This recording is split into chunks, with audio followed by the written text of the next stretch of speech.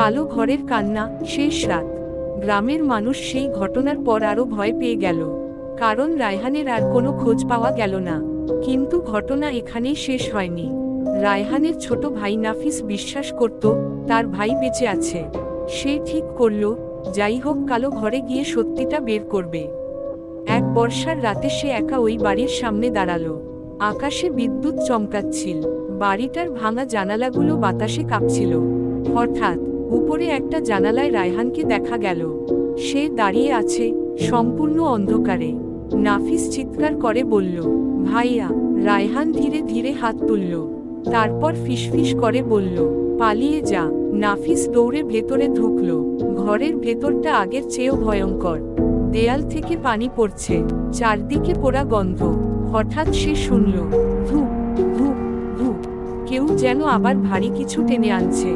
নাফিস torch জ্বালিয়ে সামনে তাকাতেই দেখল, মেঝেতে টেনে আনা হচ্ছে একটা লাশ। আর লাশটা রায়হানের। কিন্তু তো একটু আগেই সে জানালায় দাঁড়িয়ে ছিল।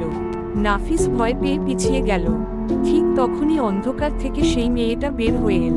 তার মুখ আগের চেয়েও ভয়ঙ্কর, চোখ দিয়ে কালো রক্ত পড়ছে।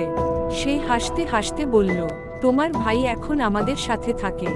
হঠাৎ পুরো বাড়ির লাইট জ্বলে উঠল, আর নাফিস দেখল ঘরের চারপাশে অসংখ্য মানুষ দাঁড়িয়ে আছে।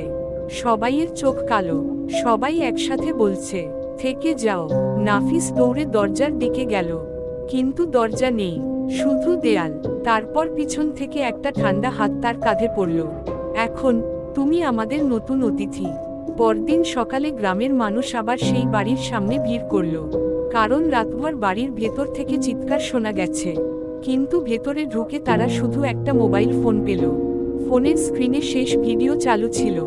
ভিডিওতে দেখা যাচ্ছিল নাফিস কাপা হাতে বলছে, ওরা মানুষ না, ওরা দরজার ভেতর থাকে।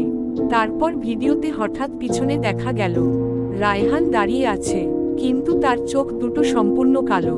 আর ভিডিও বন্ধ হওয়ার আগে সে শুধু একটা কথাই বলল, আজ রাতে ওরা তোমাদের কাছেও আসবে।